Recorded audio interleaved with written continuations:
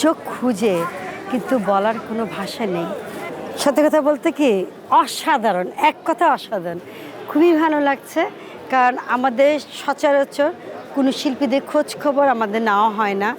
তারপরে অসুস্থ হলে কেউ যদি ফেসবুকে পোস্ট করে তখন আমরা জানতে পারি, কিন্তু এই যে মিলন মেলা, ভোট দিতে আসি, তারপরে আপনি ইফতার পার্টিতে, এগুলাতে আমাদের শিল্পীদের দেখা হয়। আর আজকে তো উৎসব মুখরিত শিল্পী সমিতি, পরিচালক সমিতি, প্রযোজক সমিতি। 200-র বেশি সার্ভিস ও ফিচারে লেনদেনের সব বিকাশ অ্যাপে সম্ভব।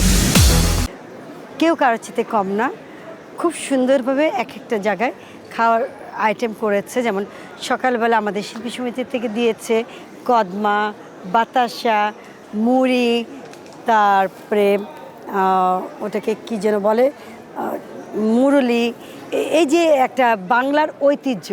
আসলে কিন্তু আমরা যতই আপনার 31 মানাই না কেন, আমাদের বাঙালিদের জন্য কিন্তু এই বৈশাখ মাস, পহেলা বৈশাখ, এটি নতুন বছরে সবার সাথে দেখা করতে পেরেছি, অনেক ভালো লেগেছে। আপা, যখন আপনারা কাজ করেছেন তখন অনেক ব্যস্ত ছিলেন, অনেক গুণী শিল্পীরা একসঙ্গে ছিলেন। সেই মিলন মেলা আর এখন নতুনদের অনেক আগমন এসেছে এবং আপনাদের অনেক সহকর্মীরা নেই, তো তাদেরকে কতটুকু মিস করেন? কথা বলতে গেলে অনেক মিস করি, অনেক মিস করি। আগে যেমন আমাদের এই পয়লা বৈশাখে পান্তা ইলিশ খেয়েছি, স্টেজে পারফরমেন্স করেছি, গান বাজনা, নৃত্য, ঢাকঢোল পিটিয়ে, এটা হয় না। ওই শিল্পীগুলো নেই, চোখ খুঁজে কিন্তু বলার কোনো ভাষা নেই, কারণ কাকে বলবো। তবে নতুনরা যারা এসছে তারাও খুব একটা খারাপ কাজ করছে বলবো না।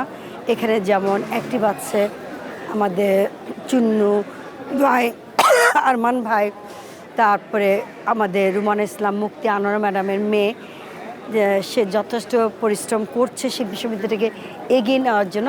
আর যিনি সাপোর্ট করছেন ডিএ তায়েব ভাই, যথেষ্ট সাপোর্টিং করছেন আমাদের এখানে।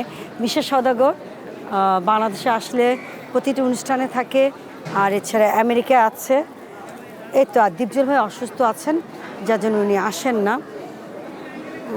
এই তো কয়েকজন মোটামুটিভাবে চালাচ্ছে, যেমন আবার রাসেল এসছে, নতুন একটা নায়ক। এরা মিলে মোটামুটি চেষ্টা করছে যে মাটি তো গর্ত হয়ে ফাটল ধরে একেবারে চৌচির হয়ে গেছে, শুকনো খড়খড়ে, এটাতে ওরা আস্তে আস্তে করে পানি ঢালছে, আস্তে আস্তে করে কোদাল দিয়ে যেভাবে করে মাটি আস্তে আস্তে ভরাট করে, ওরা আস্তে আস্তে চেষ্টা করছে।